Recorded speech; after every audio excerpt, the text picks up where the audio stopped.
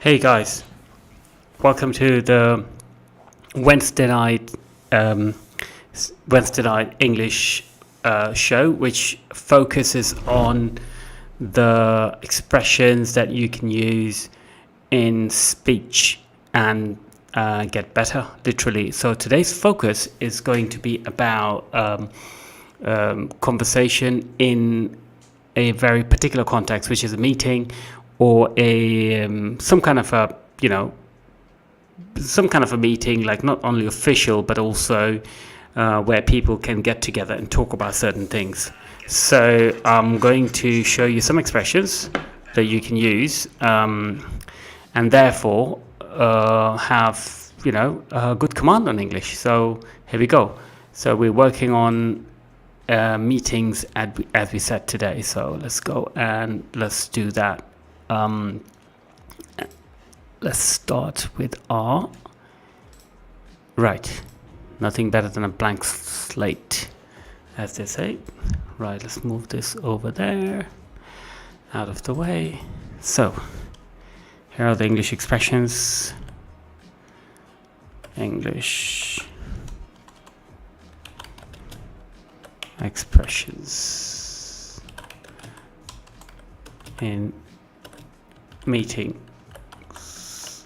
Do you know when people meet in office, or also like in situations where you need to talk about something, you use a certain kind of language which is very quick, it's to the point, it conveys the message, and that's what you need. Don't know why you can't see me. I was trying to show you. Wait, there we go. Maybe now. Okay. Never mind. So the first expression today is I'll just capitalize everything. To start afresh, which means to start again. Yeah, so if you are talking about something and it's a bit confusing, you can say, let's start afresh and let's start over. Basically, let's start again. The next expression, this wasn't very difficult, I know. The next expression is to start on the wrong foot, which means to make a false start. So, for example, if you are talking to someone and you get into a bit of an argument, and you're saying, and you're it's not going anywhere, and you're beginning to, you see that it's not productive, you say to your friend, okay, or your colleague, we started on the wrong foot, so let's start afresh. We started on the wrong foot, let's start afresh. That would be the perfect thing to say if you have started talking to someone and you're not making any progress. So that's what you say. Next one is to think outside the box. Yeah, so when you're thinking outside the box, you are thinking, differently. You're coming up with novel, new ideas, nothing which is perhaps been done before. So you are thinking outside the box. You're thinking of new ideas from ways that people have not done before. So to tackle a problem, or to come up with new ideas when the normal way is not working.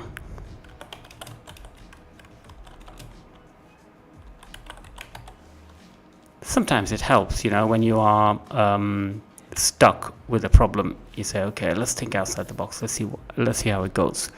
So that's to think outside the box. Somebody once told me, does that mean literally? No, it's just a metaphor. It's not literally. To bring someone up to speed. Speed as well. To get someone up to date with the latest news, or with whatever has been happening, with the happenings. So he or she doesn't or isn't in the dark. Isn't in the dark. So, for example, you can say to your friend, if he came late into the meeting, let me get you up to speed. So if somebody gets you up to speed, they're giving you all the details of what's happened and what's going to happen later on, possibly. So it's a bit like get somebody up to date. So I don't actually need... There we go. It's much better this way. My ears are boiling. Okay, so let's go to the next one. Right. To touch base.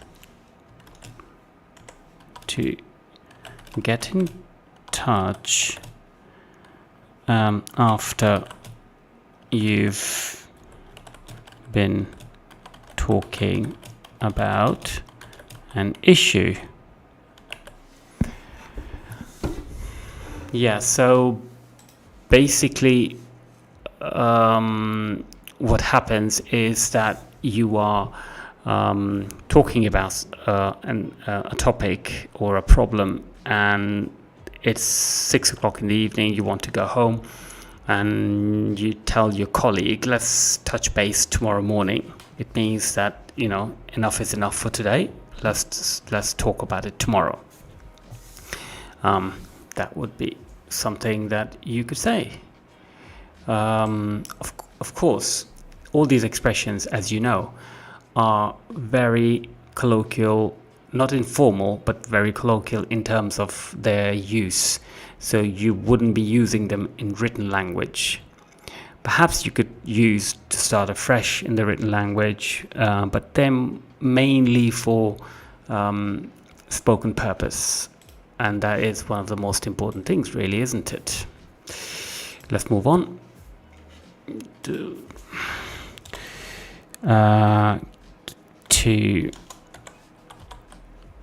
keep someone in the loop.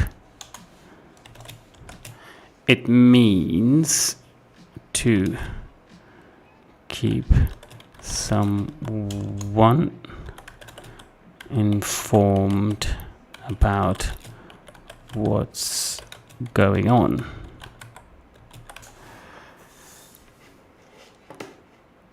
So, for instance, if you finished your meeting but you want your colleague to inform you about the following days, you will say, please keep me in the loop.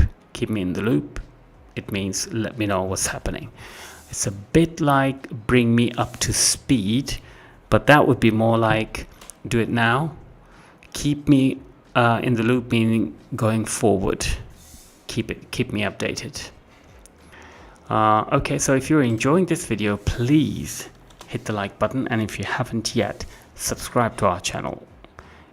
We produce a lot of content to help students get better and literally improve English very quickly. So let's move on. You might have seen this expression a lot, to reach out. It means to get in touch. Okay, so in emails and especially in emails, you hear this, thanks for reaching out. If you send an email for information to someone, especially a company, you want to know how much their product costs, if you can get a discount, and so on and so forth. The person will reply, thanks for reaching out. My name is Edward, and or Susan, or whatever, whatever name you think is the right one. And that means thanks for getting in touch with us. That's literally what it means. So let's move on to the next one, which I believe, I don't like to do too many expressions because people tend to forget if there are too many expressions, and like if you do 20 or 30 expressions, you will literally forget them. I like to do like 5 or 10 and perhaps go over them one more time, so they become a bit more memorable and people can apply them. And if you've noticed, they are very much context based, so it's very, very easy to remember if they are based in the same context. In this case, for example, meeting. So let's move on. By the way, it is Christmas time, so I hope you're getting all your gifts in time and not rushing and stressing out like I did today. It's totally crazy. Traffic was terrible. So if you're more clever than me, then you will know what to do. Get them very quickly, perhaps online if you want to. Okay, so put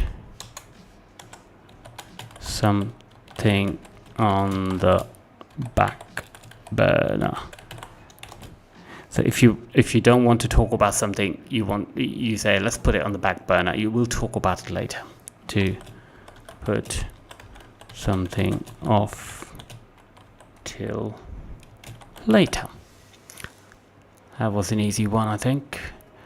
Yeah, next one is to zero in on something. To focus on something important, maybe. So when you are zeroing in on something, it's literally like, when you have a gun. Well, not literally a gun. I hope nobody is carrying a gun, but what, in a video game, for example, right? You've got a gun and you're zeroing in like an aim. That's what it means, to focus on something. So let's see how many we have, because we don't want to do too many. 1, 2, 3, 4, 5, 6, 7, 8, 9. One more, Robert. One more, so 10 is a big fat hen. In a nutshell.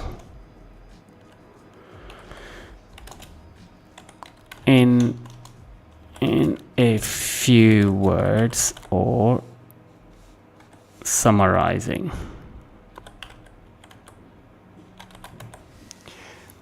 So that's the last one. When you say in a nutshell, you mean perhaps you've been talking a lot. At the end you say, okay, in a nutshell, we want to buy this product.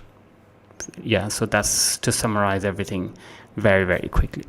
So these are the expressions that I would like you to look at with ease. I will put them, as always, in the description. You can download the file, and if you have any questions, drop them in the comments and I will reply. Do my best to reply anyway. So remember, if you like this video, please put a like on and share the video with your friends if you think it might be useful to them. So that's it from me for now, and I'm streaming even tomorrow, and that is in the morning, and there's another stream on Friday lunchtime. So if you are interested, do chime in, leave a note, leave a comment, or send an email and let us know what you think. Okay, so bye for now and have a very good evening.